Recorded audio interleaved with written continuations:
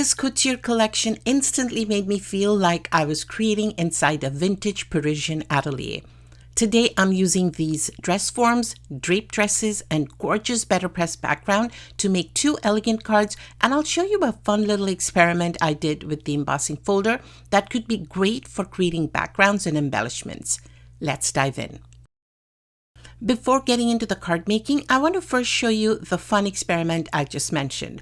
I wanted to create a few buttons to use as embellishments, so I pulled out this haberdashery buttons embossing folder. I simply die cut a few small circles using my nesting circle dies and embossed them with the button designs. To make them look even more realistic, I covered a scrap piece of cardstock with regular packing tape before die cutting the circles. The tape gives the buttons a glossy, plasticky finish, which makes them look surprisingly authentic. Normally, I would lightly mist my cardstock before embossing, but I'll simply spritz the inside of the embossing folder instead, since these die cuts are tiny. The moisture will actually help keep the pieces in place while also giving me a nice, crisp impression. Look at these. They turned out so cute. I think these will make such fun little embellishments, but I realized they were too large for my card design today, so I'll set them aside, but wanted to share this fun idea with you. You could emboss any pattern or designs on any shaped die cuts to go on your cards for an interesting partially embossed background. This is a great reminder that we can repurpose them to create all sorts of design elements and stretch your supplies even further. This is the couture dress form collection from Spellbinders. I've never worked with dress form or sewing or fashion themed dies before, so this was something completely new for me. Very challenging, but I do love a challenge. I'll be using the coordinating BetterPress sentiment set from the collection along with this beautiful embossing folder. I'm planning this as a scene at an atelier, and I'll have 2 or 3 draped dress forms. I'll create the card base with Spellbinders alabaster cardstock, and I'll be using this pretty pink palette for the dresses. Everything is now cut and embossed and ready to go. This BetterPress plate had matching dies that cut all of the sentiments in one pass. I love when products save me time. For the dress forms, I cut 4 from brushed gold cardstock and 3 dresses from various shades of pink. I may not use them all, but it's better to have more than less. And just look at this embossed background. Isn't it gorgeous? I used Barely Peach cardstock for this panel. Spellbinders unfortunately no longer carries this color, but I still had a few sheets in my stash and thought it would be perfect for today's card. I've cut this panel slightly larger than a 5x7 card because I'm planning to trim it down and add a diagonal cut for a little extra interest. But before I do that though, let me show you how these dresses come together. The dress pieces are incredibly detailed. I cut the sashes and bands from vellum because I wanted a softer, more tulle-like delicate look. Let me show you how to put one of these dresses together. The sleeves have a base layer and then these adorable little frilled pieces that sit on top, and you can definitely use 2 different colors for these. There are etched guides on the dies, so it's really easy to figure out exactly where everything goes. For the waistband, I'm using vellum. Normally, I avoid putting glue behind vellum because it tends to show through, but these pieces are so tiny, it's not something I'm going to worry about. Plus, the belt detail will disguise most of the adhesive. The die also cuts this tiny little knot for the center of the belt. It's adorable, but honestly, it's incredibly easy to lose. I'll keep things simple and use a gem instead.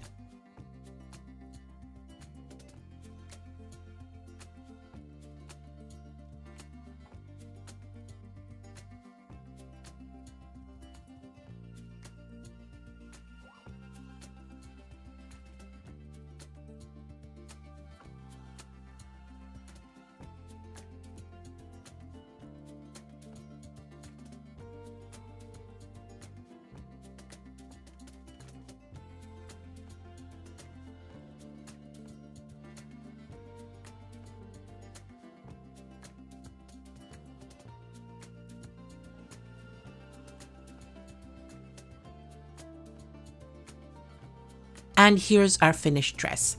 Isn't it sweet?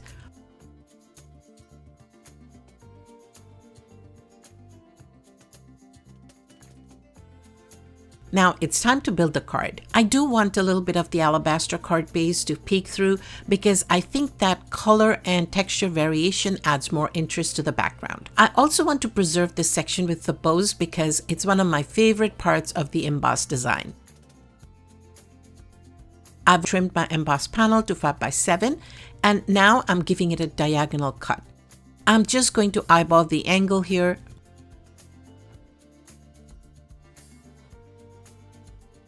And ensure I line up the corner of the panel along the cutting edge of my guillotine.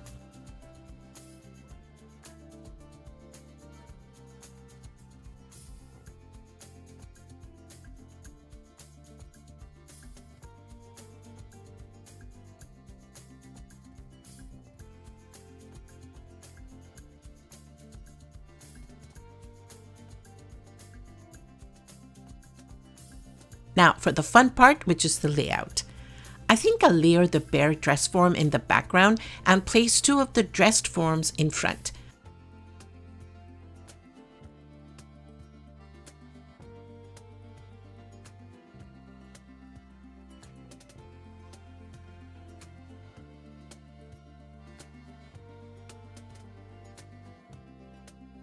Three dressed forms feel a little crowded, so I'm removing the darkest pink one. I love creating dimensions, so the back layers will be adhered flat and the dress form in the foreground will go up on foam tape. Apparently, I'm making this harder than it needs to be today. I usually hold my card base open with magnets while arranging everything, but for some reason, I decided to reinvent the wheel entirely.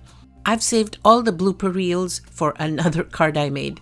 That video is coming very soon and you'll see I was all over the place.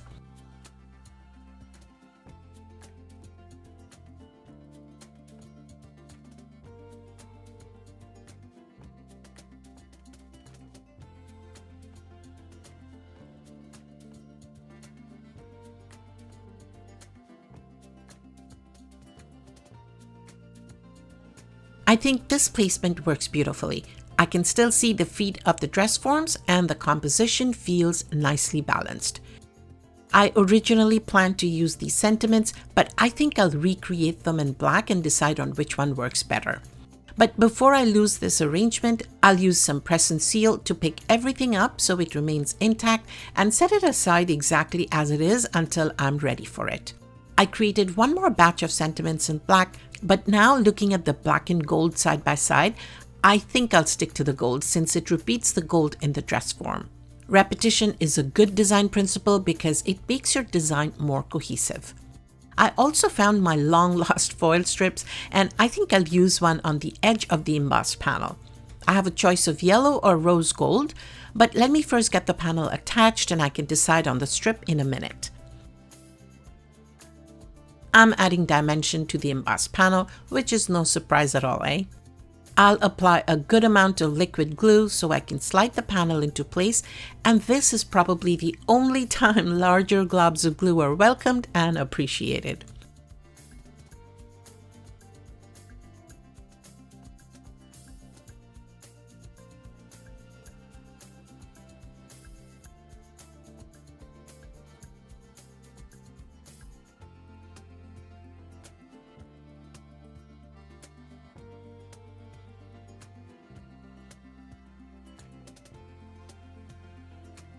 I think I prefer the rose gold strip here. It's subtle and doesn't steal the show from the focal image, unlike the gold one. Sorry gold, maybe next time. So I'll just run a thin line of glue along the edge and stick it down. And of course, I somehow had the foresight to cut the strip really precisely. So now I have to ensure the strip runs from corner to corner. Today is a day of struggle, I can tell you that.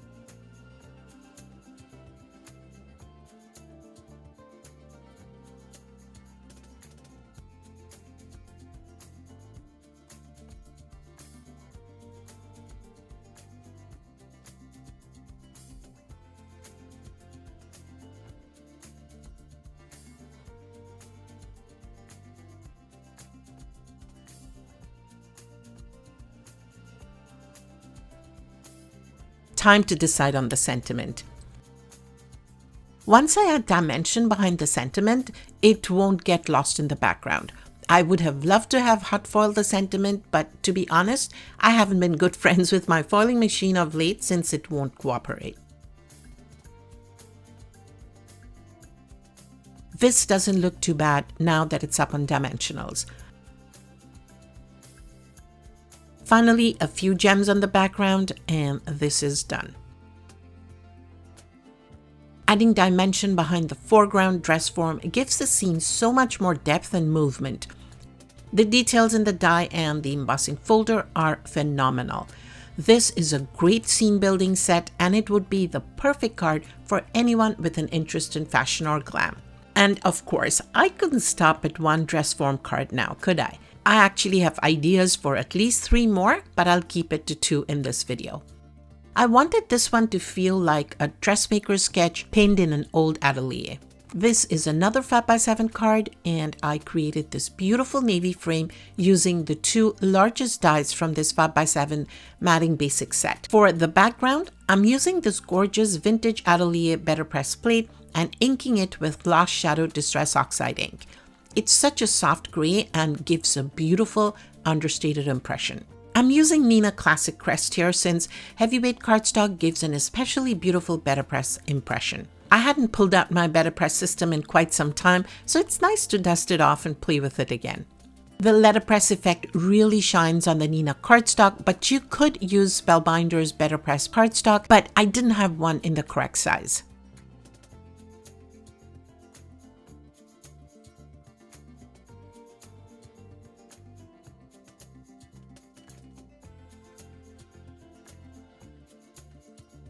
Time for the reveal. Look at how beautiful this turned out. I've already put the dress together so I can get to the assembly directly. I can see that the frame has fuzzy edges, which sometimes happens with intricate die cuts. A sanding block is perfect for cleaning up those edges with a few gentle swipes.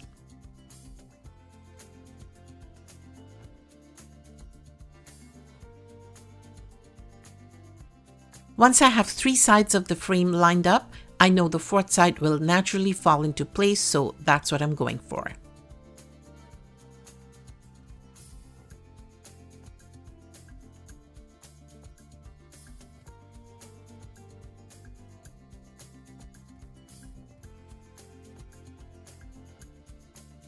I'll adhere the frame down flat, and once again I'm adding dimension to the dress form in the foreground.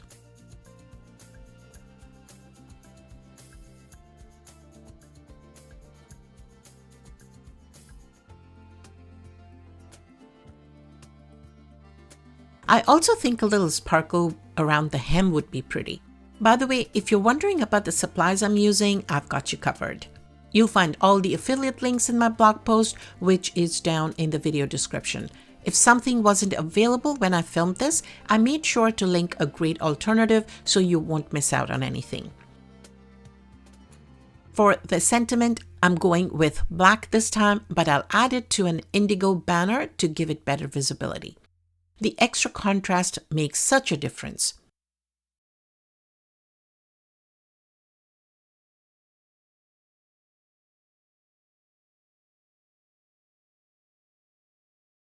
And there we go. A clean and simple card, but with a completely different feel. I love how both cards use the same products yet look entirely different. It's honestly hard to pick a favorite. I love that one collection can give you completely different couture looks, from romantic vintage to sophisticated fashion studio elegance. Let me know in the comments which one you would choose. Before you go, I still have another set of dies from this couture collection that inspired 2 completely different cards. Here's a little peek.